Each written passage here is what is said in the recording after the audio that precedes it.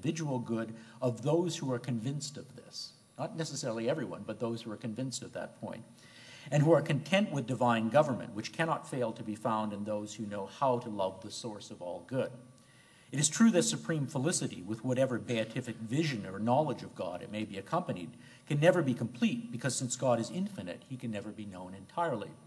Thus our happiness will never consist, and must not consist, in complete joy in which nothing is left to desire and which would dull our mind, but must consist in a perpetual progress to new pleasures and new perfections. Drawing together these threads, we can again distinguish two claims Leibniz makes about the ethical import of his Theodicy. One, stemming from God's guarantee of a balance between virtue and happiness, involves our confidence that all good action is ultimately rewarded and all wickedness punished.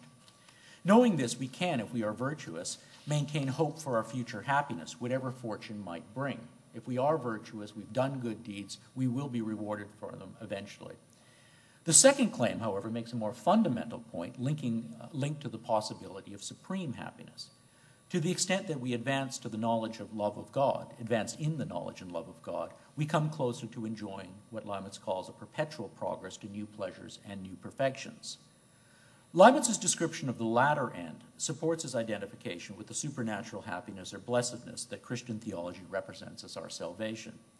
It is consistent with his account, moreover, that within our present life, or at least within this life, using that indexically, we are always wayfarers, on our way to an uninterrupted progress in pleasure, which we're able to enjoy only in some other life.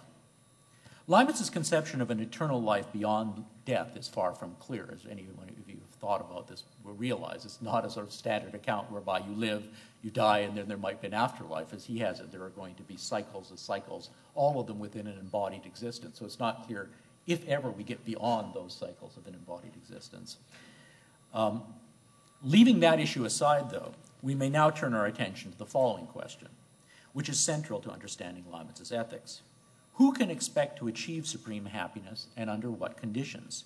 Is intellectual enlightenment through the progressive deepening of our understanding of God's and his works and his subsequent love of God, is that by itself sufficient to bring us to this point, or is something else required?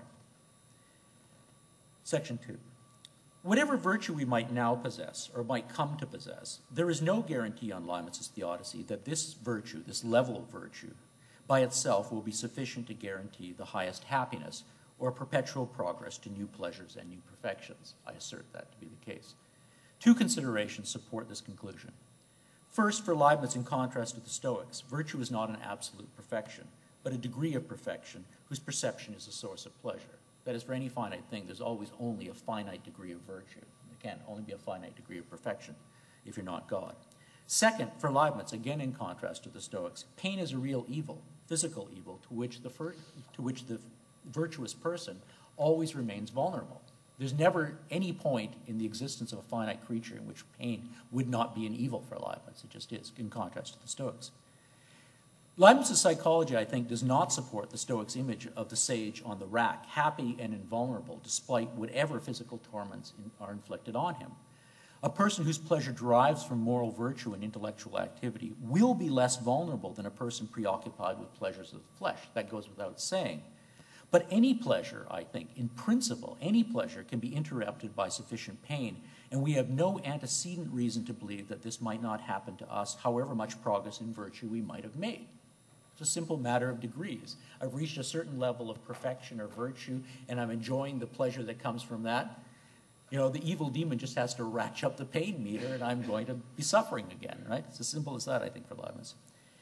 It might be thought that a principle of Leibniz's own metaphysics rules against this conclusion. God has created an infinity of degrees of perfection, a consequence of the principle of plenitude, so there must be some minds that are naturally endowed with powers of intellect and will that would allow them to achieve the highest happiness. There must be some.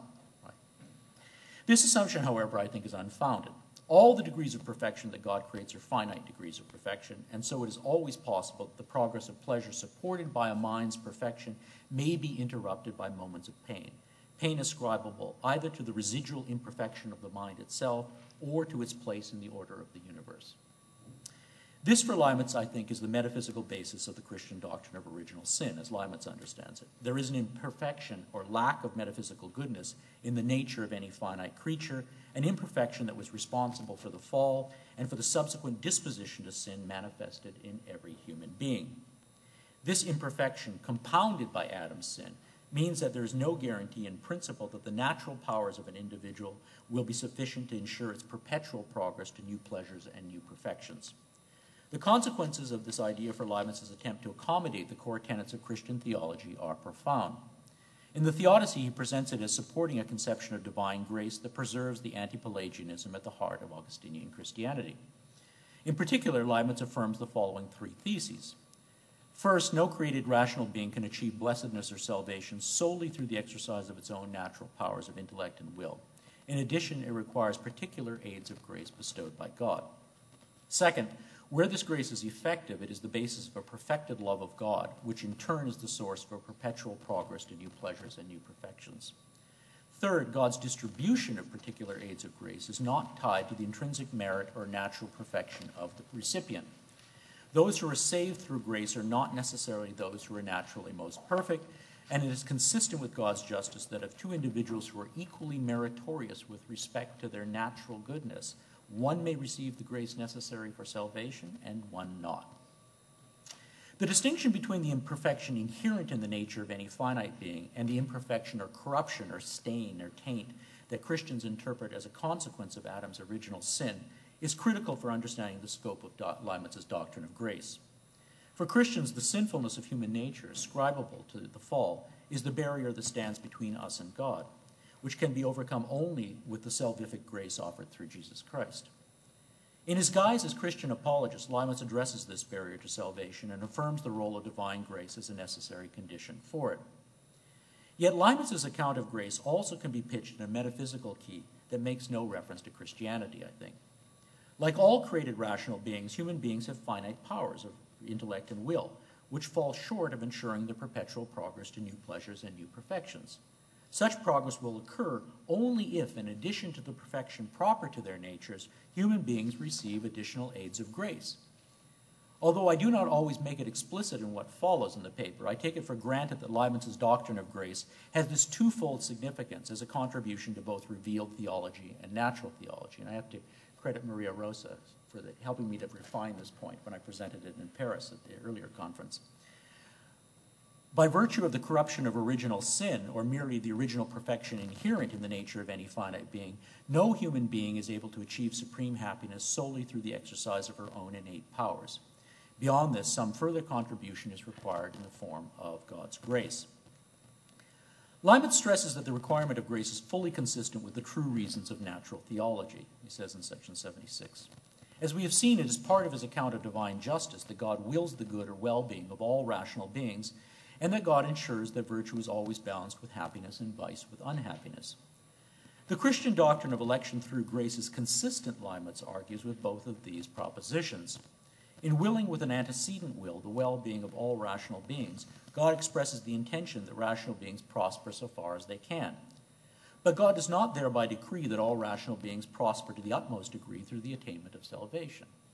The possibility of their doing so is constrained both by their own finite natures and by God's goal of creating the best possible world, which entails trade-offs among competing goods, some of which, for example, considerations of order and lawfulness, inevitably have costs in terms of human happiness. That's the Malebranchian point that Leibniz takes on.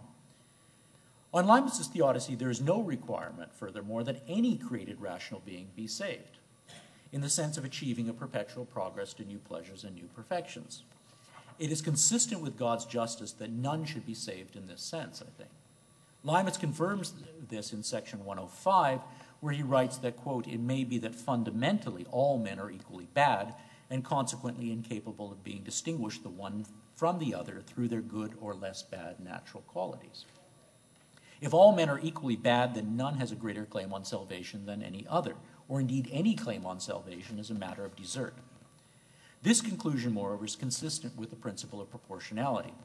God's justice entails that no virtuous action goes unrewarded and no wicked deed unpunished, but it does not entail that any rational being endowed with a finite degree of virtue should enjoy perpetual bliss. That any created being ultimately should enjoy such bliss presupposes, on Leibniz's view, some additional contribution on God's part to the possibilities of its well-being over and above the natural powers with which it is endowed. This is the contribution of divine grace. Here Leibniz distinguishes with other Christian theologians general and particular aids of grace. General grace is bestowed equally on all rational beings in the form of properties that facilitate their progress in perfection. These include, for example, among others, their endowment with an intellect capable of comprehending the order of nature and a will capable of choosing among ends on the basis of their relative degrees of goodness. In addition to general grace, however, God also bestows particular aids of grace that can be sufficient for salvation, and these he chooses to bestow on some individuals and not others. Since such grace in Leibniz's view is necessary for salvation, while all rational beings have the nominal possibility of achieving the highest happiness through the knowledge and love of God, not all rational beings succeed in doing so. This can happen only in the case of individuals who receive the necessary aids of grace from God. Leibniz's explanation of particular grace cuts through a thicket of theological controversy with one well-placed metaphysical observation. Start with the idea of rational beings as creatures endowed with intrinsic powers of intellect and will, a certain degree of capacity for understanding, a certain power of understanding, and a certain power of good willing. These powers will give their possessors a certain capacity to act for the sake of the best, to accurately discriminate real from apparent goods, and to choose the goods for their own sake. Now suppose two relevantly similar rational beings are placed in different circumstances. The same powers which allow one individual to choose rightly in its circumstances may be insufficient to allow the other to choose rightly in its circumstances. The result is that one prospers either directly or as a result of the operation of divine justice, and the other does not, and this not because of their intrinsic powers or degrees of virtue, which are assumed to be the same in the two cases. And Leibniz gives an example of this with the two Polish twins that are separated at birth and placed in different environments. In assessing the conditions according to which some are saved and some damned, Leibniz writes, quote, "It all often comes down to circumstances, which form a part of the connection of things. There are countless examples of small circumstances serving to convert or pervert. By choosing to place one individual in one set of circumstances and another in different circumstances, God may ensure that the first makes choices that lead to greater virtue, while the second makes choices that lead to ruin. The circumstances may have this effect either directly by presenting the one individual with trials that the other avoids, trials which we assume the individual fails, or indirectly by shaping the soul in its responsiveness to the appearances of good and evil. In explaining how the latter can happen, Leibniz emphasizes that we are not to think that, quote, God inspires men extraordinarily with a kind of anti-grace, that is a repugnance to good or even an inclination towards evil, just as the grace he gives is an inclination to good. Rather, he says, it is that God, having considered the sequence of things that he established, found it fitting for superior reasons to permit that Pharaoh, for example, should be in such circumstances as should increase his wickedness, and divine wisdom willed to derive a good from this evil. The last sentence suggests a difference, perhaps, in the role that circumstances play in precluding salvation or ensuring damnation, and the role they may play in facilitating salvation. In the former case, the case of Pharaoh, Leibniz implies that circumstances by themselves, in conjunction with an individual's innate tendencies of willing, may be sufficient to ensure his downfall. Pharaoh, placed in particular circumstances, will act in ways that increase his wickedness or harden his heart, guaranteeing his damnation. By contrast, with respect to the conditions required for salvation, Leibniz sometimes distinguishes God's choice of the circumstances in which to place an individual from God's bestowing of inward aids of grace. And this is perhaps suggested at Theodicy 103. God considers what a man would do in such and such circumstances, and it always remains true that God could have placed him in other more salutary circumstances and given him inward or outward aids capable of vanquishing the most abysmal wickedness existing in any soul. So it looks like it's a conjunction there that indicates two things. While a fortunate choice of circumstances can clearly help an individual toward a perpetual progress to new pleasure and new perfections, Leibniz seems to suggest in this passage that when God imparts grace to human beings, this is to be understood in terms of some further extraordinary contribution he makes to the soul's ability to overcome the temptation of sin. Leibniz emphasizes this point in rejecting the idea that the distribution of grace is correlated with natural merit or that is limited to those whom God foresees will offer the least resistance to it, that God only gives grace to those who will make good use of it. Against this, Leibniz argues that grace retains its status as a free gift of God's mercy only if it can play its healing role in anyone